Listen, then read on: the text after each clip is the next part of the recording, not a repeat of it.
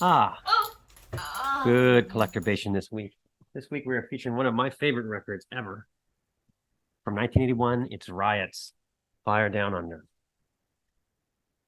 I will club a baby seal to get a better deal.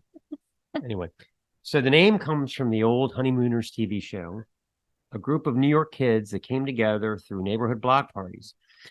Some producer's girlfriend thought of the baby seal, of all things, would be the perfect mascot, fighting back from decades of poaching and clubbing. Thus, Riot was born, the ultimate underground band, and the name that would become synonymous with quality metal and constant war with record labels. The Guy Speranza era of the band was arguably the band's finest era. His massive vocals and songwriting prowess were key to Riot's first three records. Their 1977 debut, Rock City, was a fiery, metallic nugget, totally ahead of its time.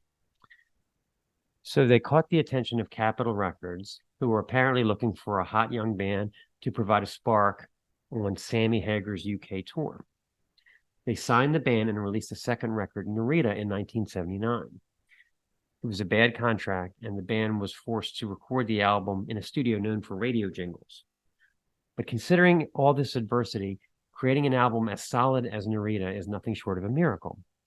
The juxtaposition of Speranza's vocal and Mark Rial's licks align the planets of the Riot sound in cuts like Hot for Love and Road Racing. It's as distinctive as Di'Anno and Murray Smith or Lynott and Gorham Robertson. Of course, as soon as the tour ended with Hagar, Capitol dropped the band and didn't let him out of their contract. So they were kind of frozen, couldn't do anything. The band recorded Fire Down Under at a time when they had picked up significant songwriting chops from playing live in front of big crowds, and it comes through on this record in spades. The band were featured in some British rock magazines and explained their contract situation.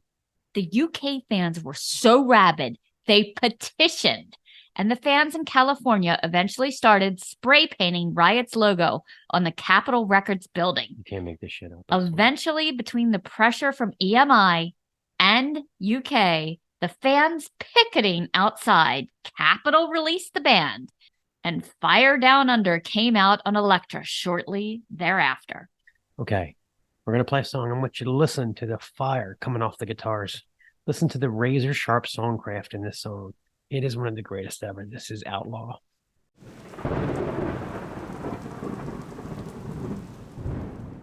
Okay, continuing on with Fire Down Under. So the album was doing well. It entered the Billboard Top 100, and they got a cherry slot opening up for Rush on the Moving Pictures tour. That was when Guy Speranza decided he wasn't enjoying it. He was getting burned out. He didn't like his live performances. He wanted to get married and settle down. Such a shame because the band never really recovered from Speranza leaving. And while they did persevere throughout the next few decades, they never topped Fire Down Under, in my opinion. It's an album that sits alongside Van Halen 1, The First Wasp, Dio Holy Diver. I mean, top shelf stuff. The singer they added for the next album, Born in America, was a guy named Rhett Forrester, who had a little more of a stone ground bluesy rock sound, sort of like a Whitesnake, Bad Company, lots more slow songs, etc. He was a better live presence than Guy, but nowhere near the songwriter. They went on to do albums that were admittedly good, but nothing like Fire Down Under. Trivia. Scott Ian from Anthrax actually reached out to Guy years later because they were from the same borough. He wanted him to sing for Anthrax, but he turned him down. There's a 3-part documentary on the band called Fight or Fall. I highly recommend. It's very well done. Check it out. It's on YouTube. Tons of interviews with members and former members. King Foley is on it. Lips from Anvil.